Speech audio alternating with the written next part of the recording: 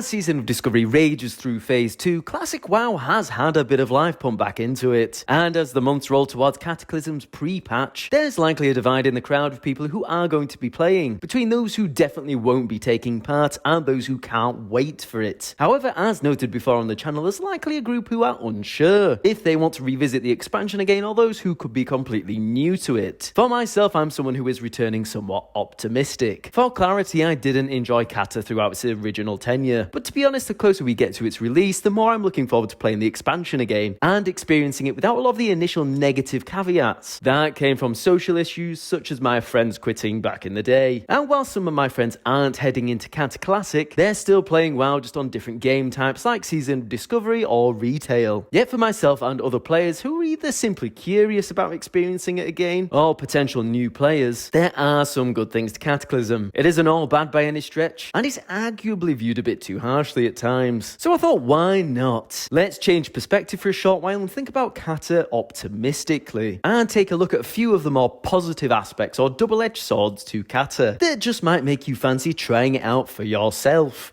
But just before we jump in, as always, feel free to like and subscribe if you're new here, as it helps me out a bunch. So thanks very much indeed. Now, let's get on with it. So I think the first elephant in the room for Cataclysm is the world change, where the old world was revamped, and what to many is deemed to be the world of Classic WoW was destroyed and given a facelift. A facelift which was quite literally on fire, and in many ways a fitting metaphor for many players' opinions of Cata. However, the benefit this time out is that we have other types of WoW available. For example, if you're missing the old world, you can just now play Vanilla Era or Season of Discovery. So I think there's potential for the angst towards the world revamp to be far less aggressive this time round. And to be fair, the world revamp was quite cool in many ways, despite it changing where memories had been formed. For example, I thought flooding 1,000 Needles was a neat idea. And also this meant that the leveling experience from levels 1 to 58 was revamped also, and provided a different experience to what could feel like a little stale when leveling alts by the end of Wrath. A side note to the revamp is that we also got flying mounts throughout all of Azeroth, which could be that extra bit of speed for some players who thought that the original Classic trilogy was a bit too slow for them. So it could be a hidden benefit for those who favour a quicker style of gameplay. And have a go at a few of the questlines that were on offer for a leveling experience that now felt like it was up to date with the current expansion you were in. For example, when you're running around even at low levels, you can see the change that Deathwing's Cataclysm has inflicted upon the world. It no longer feels like you're running through old content to get to the new expansion, where in many ways Cataclysm did what a lot of their expansions don't do, through tying backing the earlier levels of the game to the end game,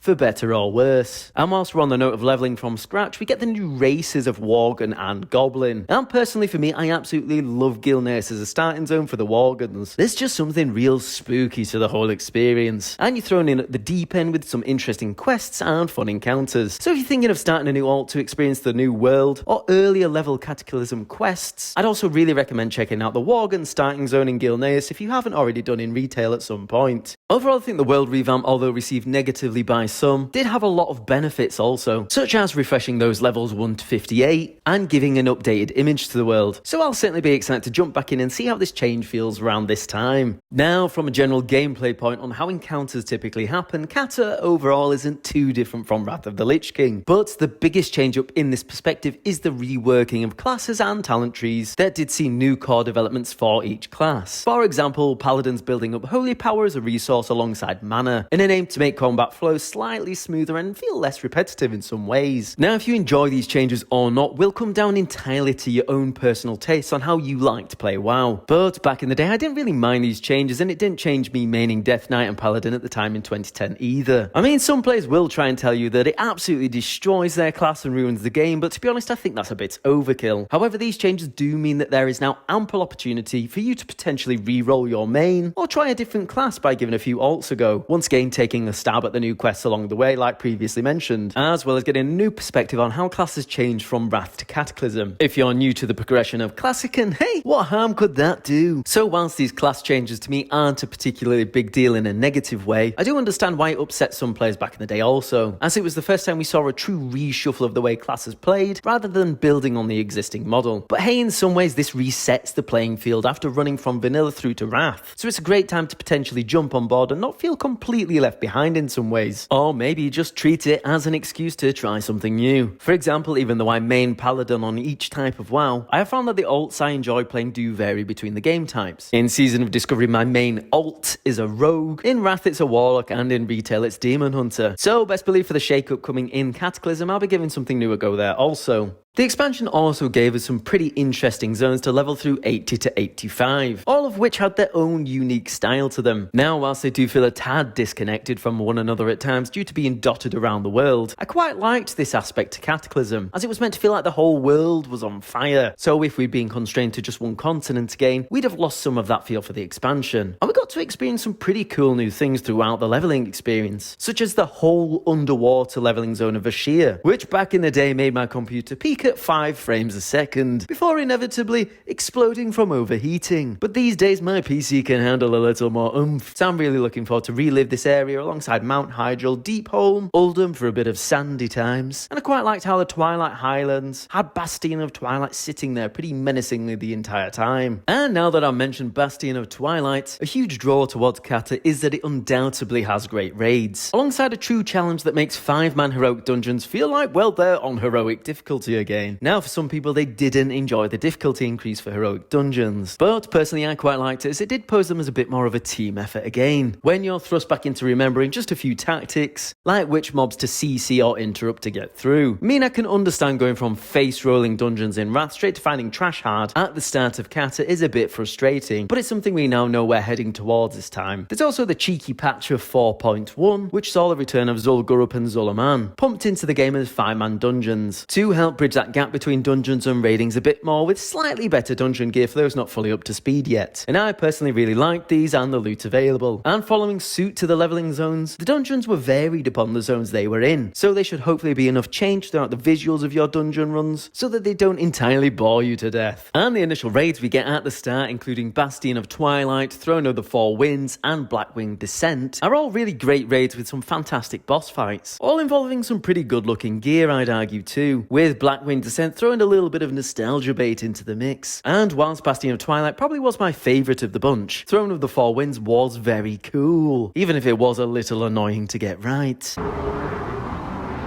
We also do have Baradin Hold, which is essentially a groovier version of Vault of Archivon in Wrath of the Lich King after Victory in Wintergrasp, except this time for Cataclysm, Tol Barad is essentially the new Wintergrasp, where Baradin Hold is the new VOA. I think the spread of bosses between the raids at the start of Cata is a bit better than Wrath as well. Personally, I love Naxxramas and I don't get bored of it. It's just one of my favourite raids for both Vanilla and Wrath, but I do understand why a lot of people were sick of it. So Cata splitting the bosses a bit better between BWD, BOT and Throne of the Four Winds just simply worked a bit more than the Nax OS EOE split. And at that, the raids are really great fun, and I have some top memories of clearing this content, which only then leads into Firelands with a huge open raid filled with interesting boss fights, whilst Ragnaros' palace is constantly lurking in the background as you clear the first few bosses, leading to a revenge battle with the Fire Lord himself. But be warned, there is a lot of fire in this raid, so don't step it and say a prayer for your ping. And even though Dragon Soul as the final raid of the expansion is a tad disappointing, the 5-man dungeons that Hour of Twilight brings in are pretty good in my opinion, and provides an interesting perspective on things and events from Warcraft's history. But if you're going to be new to Cataclysm and want a sneak peek and you play retail, try to catch the town walking event for Cata when it comes around, heading into a few of the dungeons and the Firelands raid. I think a final note on a positive change for Cataclysm is that the guild system gets a big facelift also. The new guild system at its core is essentially what we have in retail in some form, and lets you and your fellow guildies work towards new rewards through pursuing achievements and getting things such as mounts in exchange for efforts. While some people thought guilds should have just remained simplistic as they were, I thought this was a much needed change at the time that did pump some interest and incentive into being into an active guild again, which in my experience had just become a pretty stale excuse for raiding teams by the end of Wrath. And back in the day I really liked this aspect, as it provided a new experience and aim towards both social game events, dungeon grinds and raiding when going for achievements for the guild as a whole, rather than just trying to clear content for loot or previous achievements that could be pursued as an individual through pug groups. There was something that just felt great about being in a guild and being able to show off something that you had done as a collective. And I think this will hopefully feed into what I noted on a previous video, that Cataclysm does stand the chance of pumping a true community feel back into this sector of classic WoW, despite other players still quitting. As when there's more incentive to band together for rewards, people will likely band together for rewards. Or at least, That's the theory. Overall, these are just some of the positive aspects that will be coming this time around with Cataclysm Classic, and what I think is worth giving the expansion a go for, and also a somewhat optimistic view for a change. Like I said previously, I'm someone who had a very negative opinion of this expansion due to a lot of social changes at the time with friends quitting the game. But now we have the benefit of hindsight, and the truly golden benefit of having so many versions of WoW available, and there's movement for people who like WoW at different stages. And I think the reasons mentioned are enough for me to return to Cataclysm and truly give it a go. So if there's any features you're looking forward to in Cataclysm that I missed, or what you're most excited for in either revisiting Cata or trying it out for the first time, be sure to let me know in the comments below. As always, if you're new here, feel free to like and subscribe. And on that note, I think I'll say ta-ra for now, and I'll see you later.